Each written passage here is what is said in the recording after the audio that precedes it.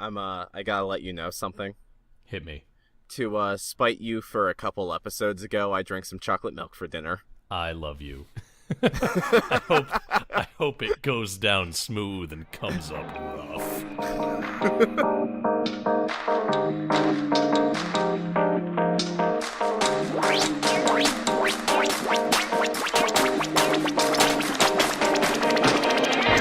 Hello, everybody, and welcome to Backstage Gaming, dramatic takes on your favorite games. I'm Chris. And this is Dylan. And we're here for you on December 24th, the day before Christmas. If you care about Christmas, what other 2-month-old podcast cares enough about the listeners to record at this time of year? I don't know the answer to that question. That was just rhetorical. But here we are. So, this is going to hopefully be a pretty easy breezy, beautiful episode. We're going to sort of do a continuation of last week's episode when we were talking about silent protagonists. This time we're going to talk about when they're not quite so silent, and when that works, and also when it doesn't work quite so maybe well. Somewhere in between. Yeah. But first of all, it is the 24th, so if you care about Christmas, Merry Christmas. If you don't, I hope that whatever celebration you've had around this time of year has gone beautifully. And if you don't care at all about celebrations in this time of year, then join me in wishing a very happy birthday to your best friend and mine, Ricky Martin. That's right. Sure. 46 years of living La Vida Loca for Ricky Martin today on December 24th. Okay, cool. Say what you gotta say, I guess. I mean, that was it. I just, Weird flex, but okay. Yeah, that was, here we are. So yeah, I am very tired. If my voice peters out and dies during this episode, it is because it's the holidays and I work in retail. It is my curse. But here we are, and we're going to have fun, and I'm here hanging out with my best friend Dylan. Hey. So it's going to be a good time. Like right. I said, if I peter out and die. Oh man, 'twas the night before Christmas, and Chris was dead. And through your speakers, not a Chris was making noise. I don't know. It's going to be bad podcasting. Merry Christmas! That was the worst noise that you have ever produced. Okay, Can't wait to hear that back. Before we expel any more poison into our listeners' ears.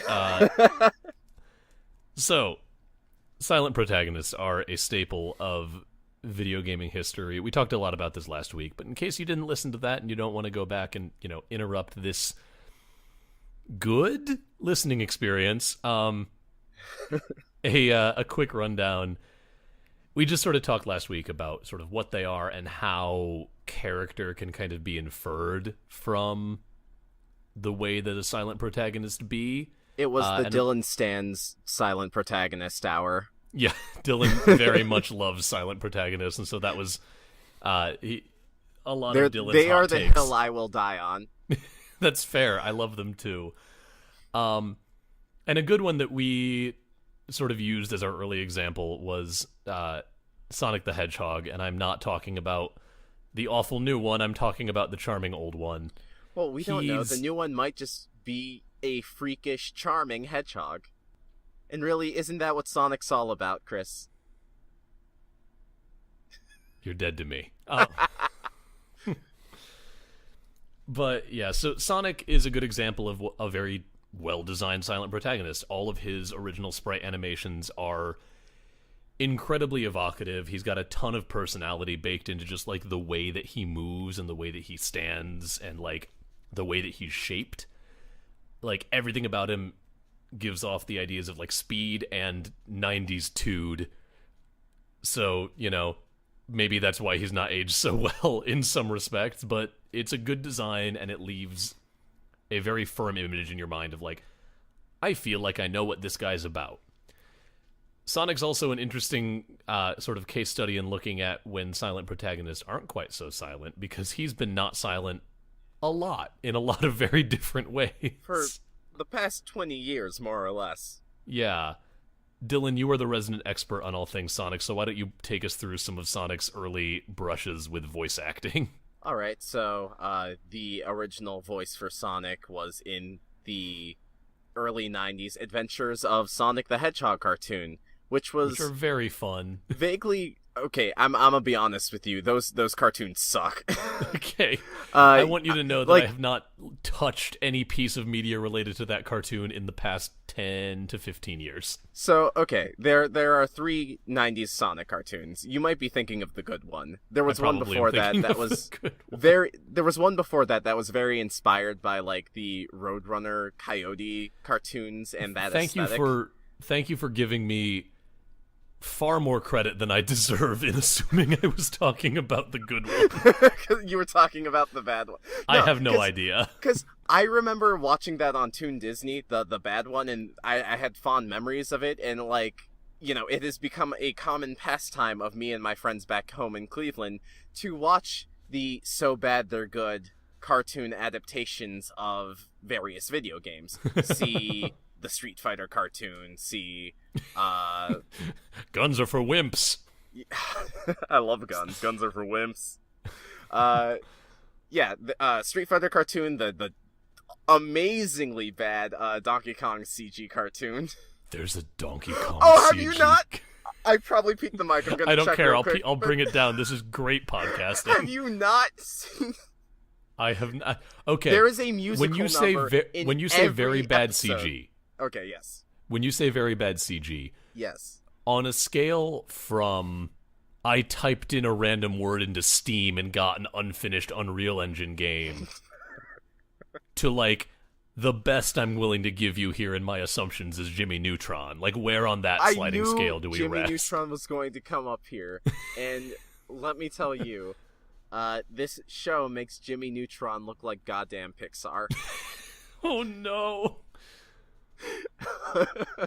Anyway, we need to talk about Sonic. Okay, but actually, now that I think about it, that is another case of giving a silent protagonist a voice. They give Donkey Kong a voice. Oh, he sings, my dude. Oh, okay, we're adding that to the episode. Yes, okay, let's go back to Sonic because let's scaffold this shit. I'm bringing my teaching artist brain into this, but like we're coming back to Donkey. Putting a bullet right there. Maybe multiple bullets. He might need several. Anyway. So, yes, Sonic. There is the Roadrunner Coyote inspired Sonic the Hedgehog cartoon, which is terrible. It has not aged well at all. Like, we watched this, like, getting some drinks, thinking, this will be a good time, just like the Donkey Kong cartoon, or the ilk. And we watched it, and it's just not good. Like, it's bad, dude. And tell me about this Sonic. I'm gonna list the other 90s shows because they're all kind of under the same. I want to say zeitgeist, but that's probably not the right use of that term. I get what you mean. I know what. Yeah, they are all kind of this similar 90s ratitude. All voiced by the same person, Jaleel White. Ratitude needs to be brought back. Stop. No, it doesn't. Jaleel White, that is the actor's name for Steve Urkel, right? Yes. Okay, yes. We're good. I double-checked that. Which is another of my favorite little bits of, like, actor crossover. Yeah. Okay, so you have Jaleel White, and then the first one, he's just, he's like, hey, Dr. Eggman, you suck, or like, look at the dumb bots over there, like saying like these stupid nothingisms. But the thing about that though, they're stupid. That is not good writing. But when you consider that the very first image anyone ever gets of Sonic is him popping up, winking and wagging his finger in a like kind of way, like that's kind of perfect character writing for him. Oh yeah, no, it's very apt for Sonic. It needs refinement. Definitely. But... I think something that like writers for Sonic don't really seem to get about the character, specifically the classic version of the character, is that there is a wholesomeness to Sonic that I think writers kind of want to ignore. Yeah. I feel like you run into that with a lot of adaptations involving like characters where there's like one thing that people know about them, is you run into the trouble of like you have to give them ratitude. Yeah, like for Sonic it's like Sonic has to have ratitude at all times it's the same problem of like, to tell a brief anecdote. I was once on the train here in Chicago, and I was going down to a class. I was taking a voiceover class.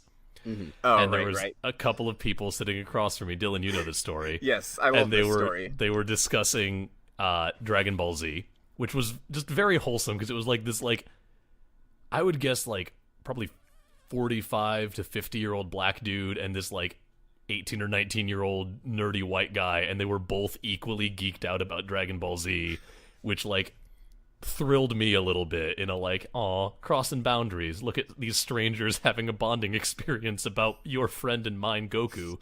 But I'm sitting there and I'm just sort of like casually eavesdropping because I'm invested now, and I hear the younger guy say something to the effect of, yeah, I've been thinking about getting into voiceover because, I mean, I can do all of the voices from Dragon Ball Z Abridged. And me sitting across the train from them on my way to a voiceover class with my, degree and experience as a performer, and I just sort of like died. But like, the point I'm getting at is like, this guy, I'm sure he can do, passable or maybe even very good impressions of these characters. I can do Tristan from Yu-Gi-Oh! Abridged. Yeah, but the issue is like, you can't do a performance in that voice if all you can do is an impression. You have to be able to like add the different nuances and like act in a character voice in order for it to like actually be reasonable. Speaking as someone who like had that mentality in middle school, like when you are replicating a voice, you are doing just that. You're thinking, how would this actor who uses this voice say this line? And you are not actually putting the thought or the work into the line yourself to think like, this is what I am trying to convey to the audience. Exactly. There's a great scene in one of my favorite documentaries called I Know That Voice, in which Joe DiMaggio just interviews a whole bunch of his voice actor friends. And one of the I don't remember who starts the bit, but someone's like, yeah, anyone can do like a passable Bugs Bunny, but can you do Shakespeare as Bugs Bunny? And then there's just a montage of all these voice actors doing like voices that they are famous for, like going through different Shakespeare soliloquies, and it's so good. And like, I feel like that's the problem that a lot of like this 90s era of Sonic ran into, is they were like, we're gonna give him Ratitude, and then they didn't consider whether that was always the appropriate read. Right. Like, I don't mean to go on this huge digression, but I need to talk about the fucking Japanese Sonic covers. Every Sonic the Hedgehog Japanese cover has like some sort of blurb on it, and the one that I'm looking at right now is the original Sonic the Hedgehog cover, and on it, like near the bottom of, like in very fine print, you can read, "Don't just sit there and waste your Sorry, didn't do my vocal warm-ups. Don't just sit there and waste your precious time. When you want to do something, do it right away. Do it when you can. It's the only way to live a life without regrets. Sega." All right, Lin-Manuel Miranda's Twitter account. Like, what? And everything is like that. Like, oh my gosh, I'm sorry. I have to look it all up now. This is incredible. I didn't know that Sega was offering like pearls of genuine wisdom.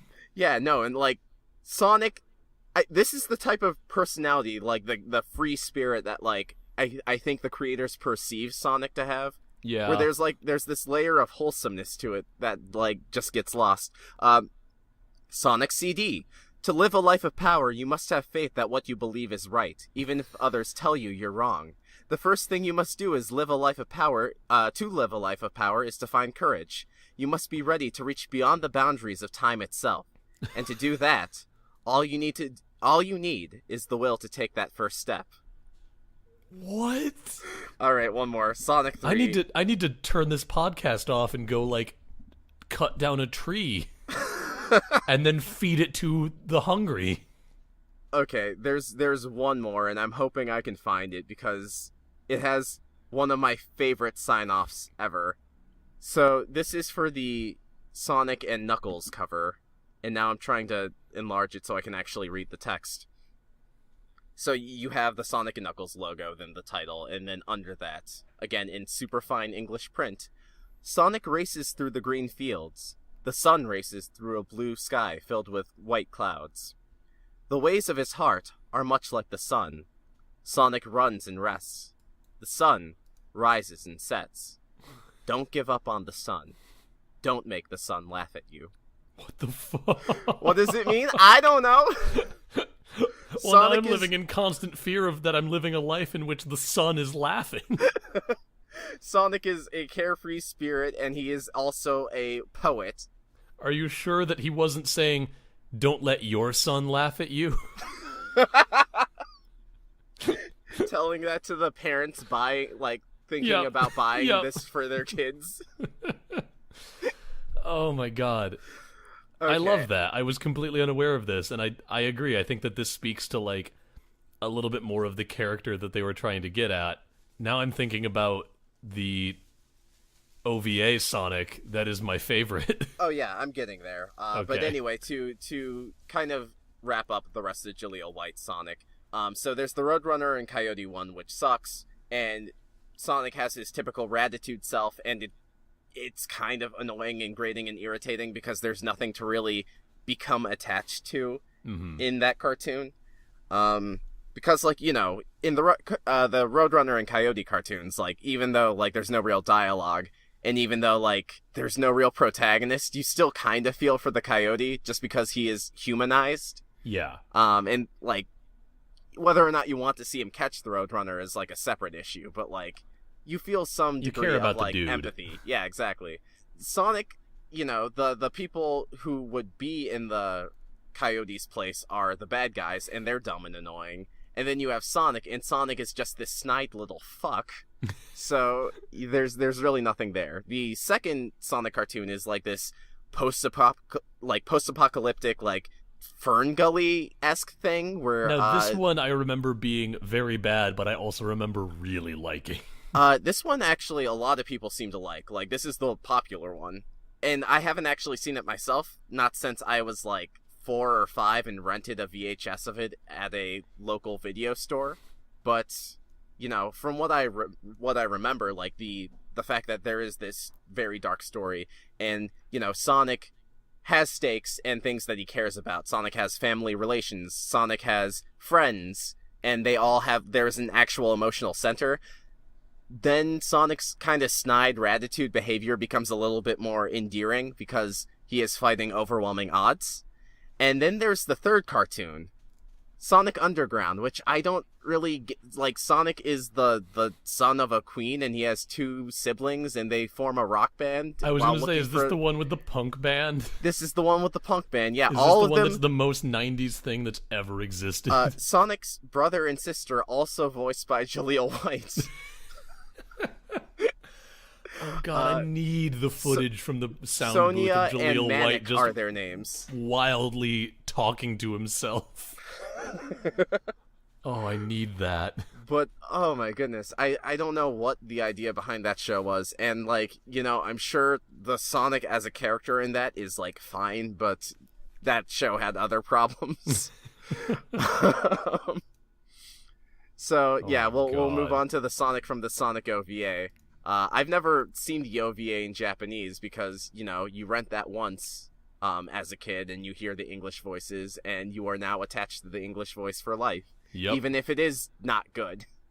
But that Sonic is kind of a dick, honestly. I love him. He's like my favorite Sonic, but like he's just kind of he just kind of wants to relax and not do anything, and people keep asking him to save the world, and he's like, "All right, I guess I'll do it. Fine." There's I love that OVA, but there's such a weird energy to it. Like, yeah. It's hard to describe. It's worth looking up. I think it's on YouTube. It is. No one has the rights to it currently because ADV Films does not exist anymore. So you can very easily, technically legally, that's a legal gray area, look it up on YouTube and watch the whole thing. Yeah, and it's like, it's got this weird, like, in a lot of ways it feels like the kind of story that would be made now but if it was polished up a little bit more. Like, it's got this energy that makes me think of, like, I don't know, a little bit something like Gravity Falls ish. Yeah, I could see that. That's like a really weird that's a weird grab, but it makes sense. It's a weird grab, and I'm having trouble where, like, I can't pin down what it is about it that makes me think that way. I mean, it's got this nice balance of, like, comedy with like a sinister undertone. Yeah. And like, you know, it is not well written, mind you, but like Nope. they hit enough of the right notes that like you're enjoying what you're watching at least. Yeah. I don't know. It is a very weird beast, but Yeah, and then you know, oh, sorry. I was just gonna say a lot of the appeal of that is its aesthetics. It uses the same art style as Sonic CD, which lovely He's very good. lovely illustrator man Tyson Hess used as like kind of the basis for his designs for Sonic Mania, the Sonic Mania opening. So, you know, it's got this innate I don't want to say artistic appeal, but it has this innate aesthetic appeal. Moving forward, Yeah. Sonic then Canonically talks. Yeah, there have been 3. Okay, correct. Yes. Yeah, so current voice actor for Sonic is Roger Craig Smith. Yes. There were I don't remember who did it before him. Jason Griffith. Thank you. Don't worry, I know my Sonic. Yeah. So, yeah, once 4Kids got the rights to Sonic X, they hired the studio that does all their other shows to dub Sonic X, and that studio would also go on to do the Sonic in the games, the characters in the games, rather. Before that, you had Ryan Drummond as Sonic, and I think they had just a bunch of talent in, I want to say New York. I think it was still New York, but... I think that's correct. Yeah. You hit Sonic Adventure, which is the first game in which he talks, I believe. Yes.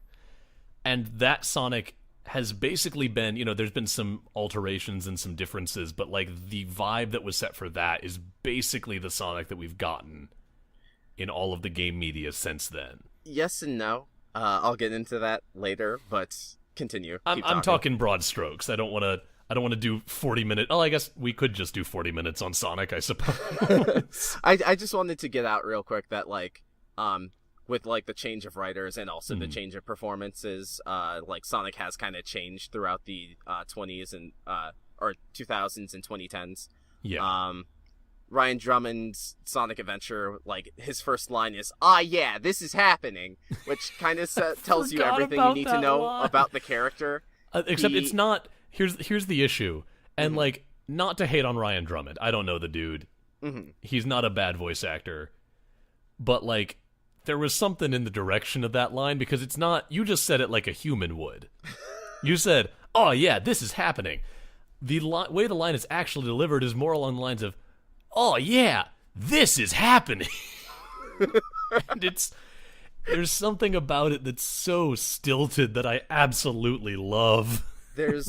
I could talk for, you know, a solid 30 minutes on the voice acting in the Sonic Adventure games alone, and I will choose not to for the sake of this podcast. Maybe another episode. Tweet at us with #BSGpod if you want to hear Dylan's ramblings on Sonic the Sonic Adventure voice acting. I have a lot of those. There is one other thing, like a moment in Sonic's history that I want to look at because I think it's fascinating. Yeah. Recently, there are a few games in which you have what they refer to as like nowadays Sonic interacting with classic Sonic. This first happened in what was it called? Sonic Generations. Thank you, the only thing coming to mind was Colors, and I knew it wasn't Colors. Sonic Generations. It happens again in the recent Sonic Forces, the OC generator game, and I just love that that's a really interesting thing for me to look at whenever I see it because you've got, you know, Sonic as he has come to be in his current iteration with like the big cocky grin, and he's voiced by Roger Craig Smith doing all of these like yeah, and then you've got like smaller like little rotund silent protagonist Sonic who rolls in and is just like, if anything, they seem to have like toned down the ratitude. Yeah, no, classic Sonic has the wholesomeness that was missing. I think a better way to describe it is like modern Sonic is, for all intents and purposes, Sonic as was marketed by America. Yep. And then classic Sonic is Sonic as originally envisioned by his creators. Yeah, and it's a very cool little dynamic because they do such a good job of characterizing him as subtly different in all of these like much more wholesome ways from modern Sonic, all through just the way that he moves and the way that he like, you know, physically inhabits the space. And I just think that's a really cool sort of thing to look at. Like, go look up any given cutscene involving both modern and classic Sonic from one of those games and just like enjoy the kind of surreal experience of seeing these two very different interpretations of this character next to each other. I think all I wanted to say, and then we can move on from Sonic, is that for the three main voices, like the first one is kind of like, ah, yeah, this is happening, which is like very excited about nothing. It is like, it is a show of personality without any substance. And as much as I love the adventure games, I think that is the perfect way to describe the Sonic from Sonic Adventure. Very flashy with like zero personality. Then you have Jason Griffith, who, especially by Sonic Unleashed, kind of gives the character a bit more of a genuineness. Like, a lot of his lines are delivered with kind of that wholesomeness that you're missing in the other Sonics. And then we get to Roger Craig Smith, and the people writing for him like give Roger Craig Smith like a very snarky personality, which is more apparent in Sonic Boom, the TV series. But all of the games that like Roger Craig Smith Sonic is in, like, very one-liner heavy, very snarky, very he has to get the last joke in. Yeah. So yeah, that's all I wanted to add. Yeah. It's also just fun for me because now every time I watch Say Yes to the Dress, all I can hear is Sonic the Hedgehog. I'm glad I ruined that for you. No, you ruined. That's fair. Enhanced. I want to talk very briefly about the 80s phenomenon, or 90s, I guess. When the fuck did those shows come out? Mario came out in the 90s, I want to say. Yeah. Zelda came out in the 80s. Yeah. We're going to talk about the two sort of white elephants in the room. That's wow, I just mixed my metaphors. Chris Sleepy Boy. That's an elephant of a different color. That's I was watching The Wizard of Oz earlier today. Oh, I'm dying. We're going to talk about the Nintendo events. Events. And I don't want to dwell on these because I think that, like, making fun of the Zelda cartoon and the Super Mario Bros. Super Show cartoon are both, like, no, those are not hot takes. Those are. You know what is a hot take, though? The Zelda cartoon is actually legitimately good. Fight me, Zelda fans. That's what I was going to get to as well. Okay, you know what? Shut up, because I'm going to say it right now. Come at me. Yeah, no, like, I do a lot of categorizing of my media that I enjoy.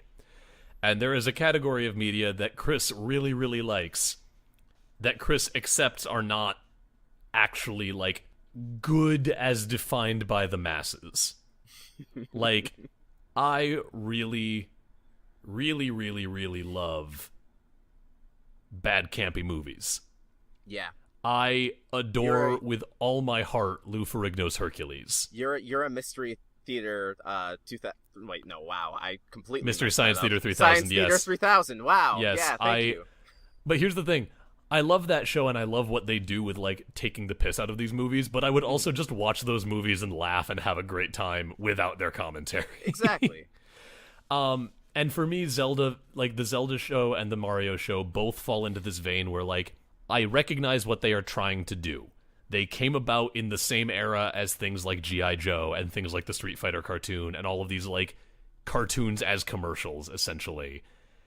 And when viewed alongside those sort of contemporaries and through that lens, like, the Zelda cartoon is a perfectly fine example of that kind of cartoon. I like it. Yeah, exactly. I think, you know, a lot of people who take issue with this take issue specifically with the fact that Link, and this is a segue to talking about his character. We got there. Yeah. Like butter. Anyway, butter. People take issue with the fact that Link is basically that 16-year-old who thinks he's Han Solo. Yup. And, you know, he's just like, you know, I decided to stay in the kingdom because maybe I'll get a smooch from the princess, but whatever. I'm here just because I want to kiss on a babe. And, like, you know, that can be grating, but, like, considering that there are as many incarnations of Link as almost as many there's a lot of Links. There's a lot of Zelda games. Shut up. But, you know, the fact that one of them is just a douche canoe makes me really amused, okay? Oh, good term. Good terminology. And, like, yes, like, yeah, excuse me, princess, yeah. But, like, the show itself, like, there's some fun episodes. There's some fun gags. Like, it's not good. I'm not going to put it alongside It's not Batman the Animated Series, no, but that it's not doesn't Batman. mean... Yeah, but, like, that's what I was going to get at. Like, if your issue is there are better cartoons, like, of course there are. It's like He-Man. Like, He-Man is not a good cartoon, but, like, I watched it for Skeletor, and, like, you know, it's campy, and I'm getting both of those from the Zelda cartoon, and the Zelda cartoon's better animated. It's true. So, it's very true. You know, have some fun. Yeah, same deal with the Mario cartoon. Like, no, it's not good, but dang if I didn't have fun watching that show. But anyway, yeah, let's talk about the characterization of these characters like we originally set out to do. Anyway, yeah, I talked about Link. He's this Han Solo wannabe who, you know, he constantly flirts poorly with Zelda, and, you know, they kind of have this bickering back and forth. I'd say will they, won't they, but let's be honest, they never will in this incarnation. Nope, not no. But, like, Link is this... You know, he's this adventurer. He's this person who is used to a life of, like, camping and, like, sleeping in the woods and adventuring and getting into tavern fights. And, you know, he's very... He decides to live in the castle, and, like, he's bored with, like, the royal court life. But at the same time, he really... That Zelda, Shiahadi... Thing that is worth noting. Mm-hmm. I completed my Google search. Wonderful. The Legend of Zelda, the game, came out in 1988. The Legend of Zelda... 1986. I was wrong. Yes. Zelda 2, The Adventure of Link, came out in 1987. Okay. The next game was A Link to the Past in 1991, 92. meaning that when this show came out in 1989, the only games it had to draw on were Legend of Zelda and Adventure of Link, neither of which really did anything textually to characterize this guy. Yeah, all you know about Link is that he showed up one day and someone asked him to save the princess, and he did. Yeah. And in the second one, they add, like, they raise the stakes a little bit, but, like, really they didn't do anything to give him a personality. Yeah. So what we've got to go off of this for this guy is the way he moves around. He's good with a sword. He's good with a shield. He's resourceful. He used to be a vagabond. He now is no longer. Yeah. And so when you look at it like that, the choices they made for how to, like, translate this into the series actually make a fair amount of sense. Like, are they the best choices they could have made? No. They don't really age particularly well. No. But what Dylan was just saying about this guy all tracks with what the information that was available to be adapted was. Also, now I really want to go back and play The Adventure of Link. Oh, I actually like that one more than the first one. I do too. We have very similar against the grain game takes. Yeah. Yeah. God. Adventure of Link is really good. Yeah. It's slept on. Yeah. Zelda fans are used to a very specific formula, and any deviation must be punished. I love Breath of the Wild. Terrible Zelda game. Just the worst. The worst Zelda game. You know, it's fine on its own, you know, game of the year, whatever, but, like, as a Zelda game, what a piece of trash. Okay, I'm done. You think that's a Zelda game? Anyway. We're losing all 5 of our listeners. Yeah. I don't really have anything more compelling than that to add about the Mario TV show. Like, yeah, like Mario they had are arguably Italian plumbers. Yeah, Mario had arguably less character to Plum than Link did. Plum. And, like... You said Plum. Fuck you.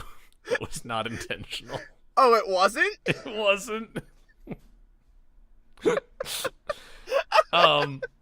But anyway, that show is responsible for a lot of what kind of became his character going forward, sort of. They also, jettisoned a bunch of it. Like, I don't think he's from Brooklyn anymore. But... You don't know that. He could be. What's New Donk City, Chris? Fair enough.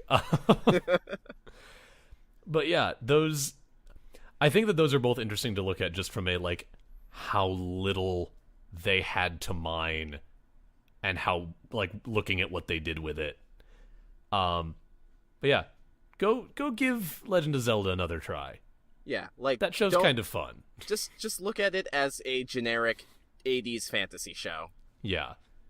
But we have one more thing we want to talk about, and it's a biggin. Both Dylan and I, because again, we have very similar just like takes on games in general. We both really like us some Metroid, some Samus. Boy, do I! I love me some Samus. For those of you who are not as familiar, the Metroid series was originally a side-scrolling exploration action game series. The first one was on the original Nintendo, then there was Super Metroid on the SNES, and there's been a bunch of different iterations, including some 3D first-person games for the GameCube and Wii, the Metroid Prime series that are, like, Metroid Prime is one of my favorite games of all time. It is same. So very good. But they all star this character named Samus Aran, who is the coolest. The big reveal at the end of the first Metroid game, if you beat it, is that this badass, like, fully power-armored, butt-kicking mercenary you've been playing as the whole game is actually a woman. Are they human? Are they a robot? We don't know. And then Yeah. she turns out to be a girl. And, Sorry, this blew 8-year-olds in the 80s brains straight out of their heads. But that was sort of like the big reveal, and then throughout all of her games, through the Metroid Prime series, Samus was always characterized as, like, she works on her own because she thinks she can do more and better that way than working with the military. She's highly capable. She's very resourceful. Most of the games begin with her, like, in some way being stripped of her arsenal. Like, she's got this armor suit that fails her in some way, and she has to go, like, sort of scavenging through this hostile world, gathering the pieces back together so that she can become strong enough to, like, take on more and more challenges again. And sometimes she just doesn't even have an excuse. She just starts the game without any of her old stuff. Yep. And so all in all, like, again, this is a series where you never really get a ton of character moments in the way that you would conceive of them in, like, another piece of media. Like, you don't get a ton of time of, like, here is Samus interacting with a person in a way that doesn't involve her gun. There are exceptions. Is it Super Metroid or Zero Mission where she, like, adopts the baby Metroid? That's the end of Super Met, or That's that is the end of Metroid 2: Return of Samus. Okay, I had my wires crossed. Yeah, there is a kind of prologue, the story so far intro to Super Metroid, where it shows her giving the baby Metroid to some scientists for research. For anyone who doesn't know, Metroids are face huggers from Alien, essentially. Thank you. I was about to say the same thing. Like, not exactly, but close enough. They are scary alien parasites. If you find one, odds are you're dead. Yeah.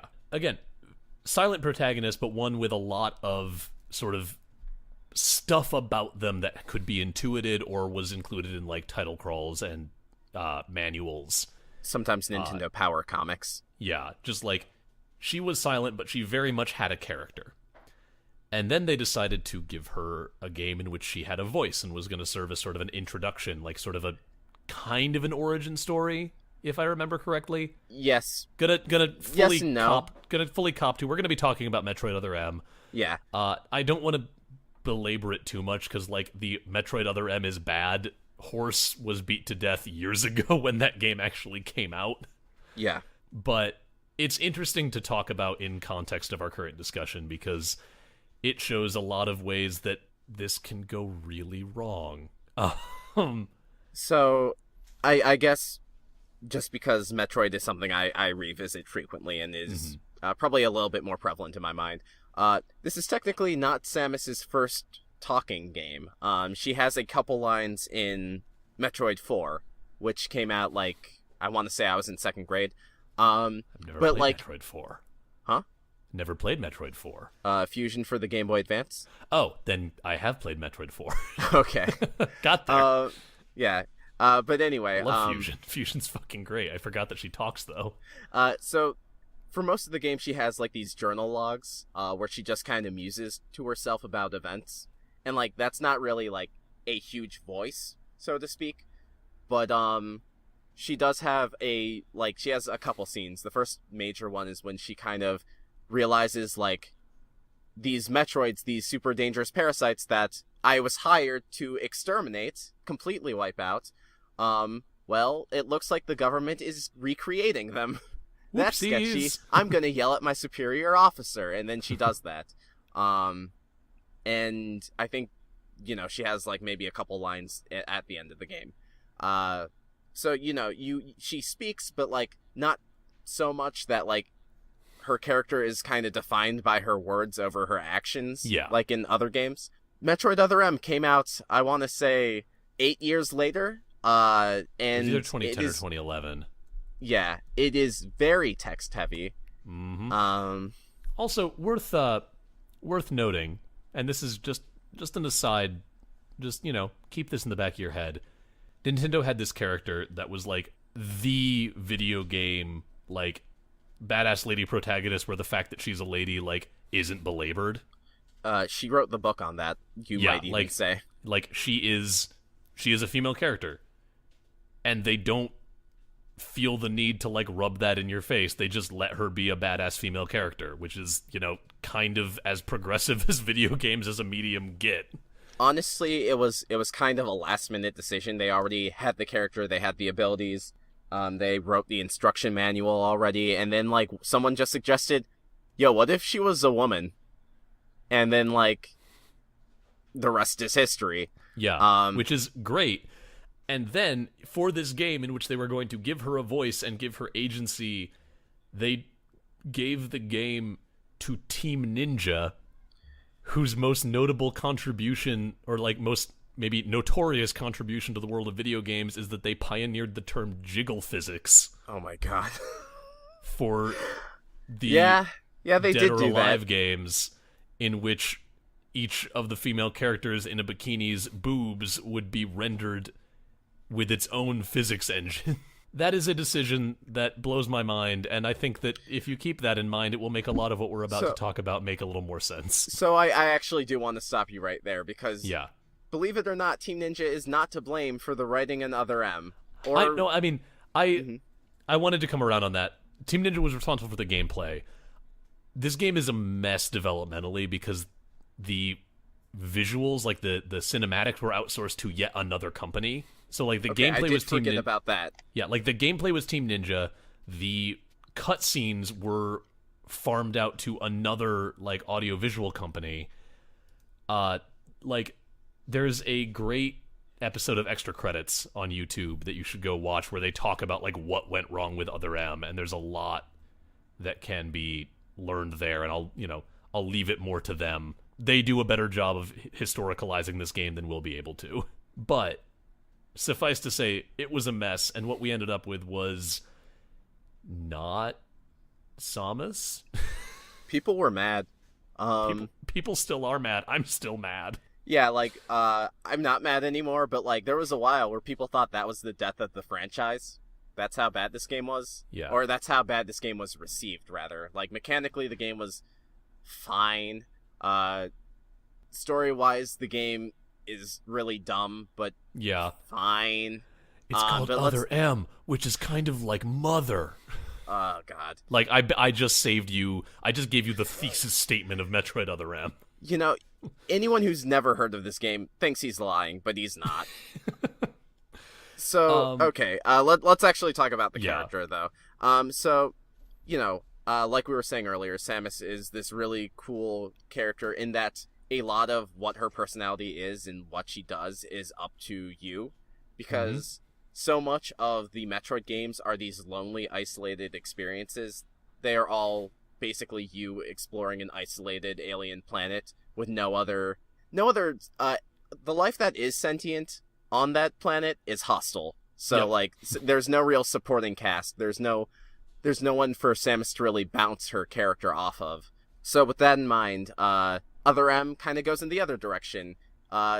It's almost kind of got like a slasher movie format to it. So Samus has a lot of characters to talk to, most of which get axed off by the end. Yep. But anyway, Samus prior to Other M was largely up to the interpretation of the player and how they wanted to perceive her actions and what she does. There's also some supplementary material. There was a prequel manga that went over her entire origin story and stuff like that, which can inform your thoughts on the character as well. I'm not going to get too much into that because that's obscure stuff, but but it's there. And I think it is important for how the Metroid fanbase as a whole has perceived this character. Usually very stern, not ready to take orders, but ready to help those in need, quick to respond to distress signals, very professional. Yeah, more than one game begins with just there's a distress signal on this planet. You were just passing by, but you're going to stop in and see what happens. Yeah, exactly. There is a lot of like we were saying last episode, there is a lot of freedom with how to perceive this character. And so let's get to Other M now, where Samus is... Oh boy, where do we start? Okay, Here's where we start. So I think I've seen the demo reel for the actress for Samus in this game, and as fate would have it, she's actually a pretty good actress. So I want to get that out of the way. A lot of people like to attack actors and actresses for poor deliveries or poor performances. That is not always the case, and a lot of the times that can be, not to say that actors never make mistakes. Exactly. I have had plenty of roles where I'm that was not my best work. Right. But a lot of the time, part of that, a fair amount of the blame can also be placed at the feet of directors or even the script itself. There are some scripts that are just hard to act and hard to get anything good out of. So, with Samus in this game, Metroid Other M specifically, Samus is voiced... The way she is directed follows a trope in Japanese performance. That's because the voice direction was done in part by the game's director. I don't remember his name. You'll have to forgive me. But Yoshio Sakamoto. Oh, thank you. No, you that's have the that on hand. That might be just the designer. I don't know if he did the voice direction. Either way, it sounds right. But anyway, he did the voice direction for Samus's English voice, and so. Chris, I've talked to you about this before, in Fooly Cooly and stuff like that. So Samus is based off of a very Japanese stock character archetype called the kudere, and that's kind of a woman who is very passive and monotone and cold. And so, Samus being a silent protagonist, that archetype actually kind of fits well with her. Yeah. But because that is not everybody's shared Samus, the fact that they took this hard route with her kind of takes away whatever version of the character anyone had. Yeah. Where now instead of committing to a characterization of Samus, they have committed to the lack of character for Samus. Yeah, and which so is less exciting in kind of inherently. Yeah, the actress kind of is forced to deliver her lines with this monotone, very calculated, monotonous voice. And, again, that works for Japanese vocal performance because that is something that is culturally known there. That is something that, a Japanese listener or someone listening to a Japanese performance can hear and identify and understand. That doesn't quite make the jump to English so well. Yeah. And so you have this Samus who will have long droning monologues about her past and her relationship with her commanding officer, who she sees as a surrogate father figure, and it just really takes away a lot from the character. Yeah. And I want us to, there's more to say on this. Again, this is kind of a dead horse at this point. Just Other M, not being good. But I think the thing about it that is most egregious to me, to go back to something that we've discussed multiple times on this podcast, character is action. Like, if you want to know what a character is really about, look at what they do, not what they say. And in Other M, you know how I said a little bit ago that a big part of the Metroid games has always been, like, you have to explore to, like, find the gear that you need to take on bigger challenges. Sometimes it's because your suit has been damaged. Sometimes it's just like, I'm going to go see what this planet has. In Other M, if my memory serves me correctly, you don't go finding your gear. You just don't turn it on until your superior officer tells you to. Yeah. And, like, for me, that is the biggest... That's the, like, twist of the knife into this character that hurts the most, because, like, in making that choice, in making it so that Samus just, like, waits for this dude to tell her it's okay to use the super blaster, you take away so much of her agency, and you take away so much of, like, the actions in previous games that have defined this character and have made her so beloved for so many people. And, like, that... I don't know, I think that more than anything else is the biggest, like, man, shoot, why'd you do that? And a huge subplot of this game is Samus's relationship with this superior officer. Yeah. And I actually don't remember where I was going with this. I mean, I don't remember a ton of this game. My mind didn't want to hang on to a lot of the details. But from what I recall, that relationship is very, like, for lack of a better term, it feels very mansplainy. Yeah. Like, there's a very kind of yucky and kind of condescending power dynamic between the two of them that, again, really doesn't gel with the image of this, like, competent, independent Samus that we have gotten through all of these games in which she didn't speak. And to have that be the person who is holding her ability to be at full power away from her for, like, no justified story reason... Yeah. Like, really stops this from feeling like the Samus that we've known in all the other games. I guess on this topic, there's one more thing I will talk about, and then we can end that. And I'll preface this first by saying there was an interesting way you could do this, or there was a nuanced way you could do this angle for this character. That's I think they kind of dropped the ball on, but there is a character in Metroid named Ridley, named after Alien director Ridley Scott. And looks like something Ridley Scott would make. Yeah, he looks kind of like a pterodactyl, space pterodactyl. He is, for all intents and purposes, Samus's Joker. He is the thing that kills Samus's parents. That's Chris, right. To address earlier discussion. And, Samus runs into him back when she is an infant. And so, Ridley is, for all intents and purposes, dead, but he is accidentally cloned. It's a long story, I won't get into it. So, Samus runs into Ridley again. And Ridley, who is a character that, within the context of Other M, has never been addressed or talked or touched upon, Samus runs into him and instantly has a post-traumatic shock. She kind of has this scene where, like, she reverts back to the helplessness she feels as an infant, and she is stunned, and one of the soldiers apparently dies to get her to snap back out of it.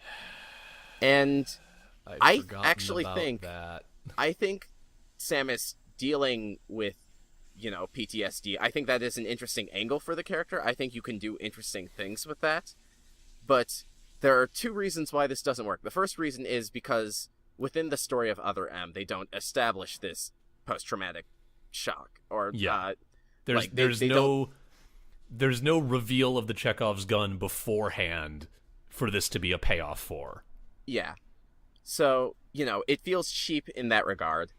It just kind of further infantilizes Samus, unfortunately. Mm-hmm. And the other reason why it doesn't really work is because, you as the player have fought and killed an incarnation of Ridley at least 4 or 5 times prior to the release of this game. Yeah. The games are out of chronological order, but even then, I think Samus still has canonically fought Ridley 4 times up to this point. You need some kind of hint that this is going to happen for this moment to pay off story-wise. Yeah. And also, like, I agree with you that this could have been done interestingly. Not to harp on this game or, like, hype this game too much, but Iconoclasts has a very cool scene near the end involving dealing with traumas that is very cool and symbolic and, like, very well done. Look up the final boss fight of Iconoclast if you want more details on that. Like, all this is to say, this kind of story and this kind of character beat can be made compelling and interactive, but that's not what they did. Right. They made it a cutscene that wasn't earned for a character that we knew nothing about in the context of this game as a story. Yeah. Kind of a bummer. Downer note to end it. Yeah, but okay, let's fix it. Butts. Persona 5. Don't worry, I'm not going to talk about the Persona series. I was originally debating whether or not we should, but we're already running into an hour, so I'll make it quick. All I will say is that those adaptations of those games are weird because they do this thing where they give each character their implied character, but then on top of that, they, like, say, what if they took the weirdo option every so often? So, like, half of the time you have, like, a compelling character in a story, and then the other half of the time you have someone who feels like they're being controlled by a shithead 14-year-old. Me. Which works for games, but not really for a separate medium. And Yeah. that just distracted you from what we were just talking about. Yep. Now everyone's laughing and having a good time again.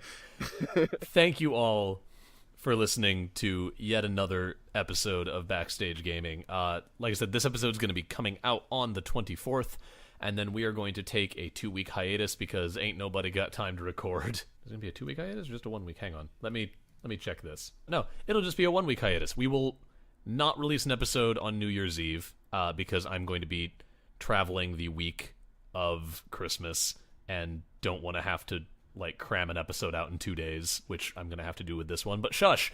I love you. It's okay. It'll be fine. And then, so we will be back with our 10th episode. We're into the double digits, y'all. We're going to be back with our 10th episode on January 7th. And we have a weird idea that we're workshopping for that, so get hyped for kind of a goofy one. Thank you again for listening. It means a ton to us that you are here week after week, or maybe for the first time. We love you just the same either way, and we hope that you will continue to listen and will maybe help us by spreading the word, sharing us on social media, on Twitter, on Facebook, telling your friends, telling your ice cream man, telling the garbage person as they take away your trash. They need Please podcasts. spread the word of BSG Pod. Yeah, it's great. And you can spread that word through our social media channels, which, Dylan, are... We got a Facebook. We got a Twitter. Handle is at BSG_cast. We're on YouTube, man. And we also have a Tumblr. If Tumblr's still up, Tumblr is still up, so I'll probably start updating the Tumblr again.